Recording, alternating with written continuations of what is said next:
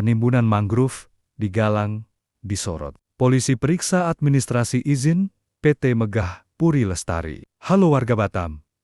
Aktivitas penimbunan kawasan hutan mangrove yang diduga dilakukan oleh PT Megah Puri Lestari PT MPL di wilayah Galang, Batam, terus menjadi sorotan publik. Meski menuai kekhawatiran dari berbagai pihak, kepolisian menyatakan proses penanganan saat ini masih berfokus pada pemeriksaan administratif terkait dokumen perizinan perusahaan. Kapolsek Galang, Henrizal, mengonfirmasi bahwa pihaknya telah memanggil manajemen PT MPL untuk dimintai keterangan awal. Pemeriksaan tersebut dilakukan guna memastikan legalitas izin yang diklaim dimiliki perusahaan. Dalam rencana pembangunan proyek resort di kawasan tersebut, kita sedang melakukan penyelidikan dan masih menunggu dokumen yang dimiliki oleh pihak perusahaan, ujar Henrizal melalui pesan singkat kepada media, Minggu 2 Maret tahun 2026. Namun,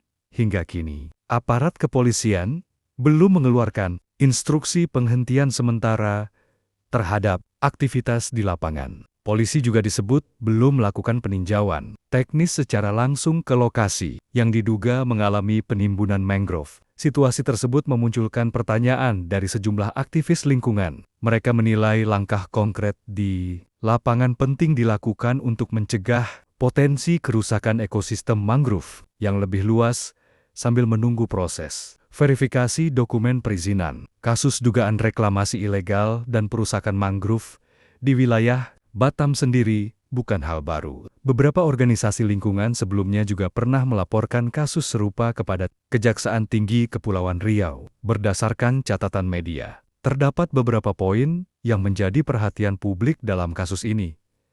Di antaranya, perubahan bentang alam, aktivitas penimbunan yang mengubah kawasan pesisir. Tanpa kajian lingkungan yang transparan, status izin lingkungan, ketidakjelasan mengenai izin, pemanfaatan, ruang laut, serta dokumen lingkungan yang dimiliki perusahaan. Dampak sosial, potensi kerusakan, habitat laut yang dapat berdampak pada mata pencaharian nelayan lokal. Upaya konfirmasi juga telah dilakukan media kepada pihak perusahaan. Namun, manajer lapangan PT MPL yang disebut bernama Rudi belum memberikan tanggapan atas konfirmasi awak media. Redaksi juga telah mencoba menghubungi Kepala Seksi Penindakan Kementerian Lingkungan Hidup dan Kehutanan terkait persoalan tersebut. Namun hingga berita ini diturunkan, belum ada jawaban yang diberikan. Sementara itu, tim media yang tergabung dalam kegiatan investigasi masih berupaya melakukan konfirmasi lebih lanjut kepada BP Batam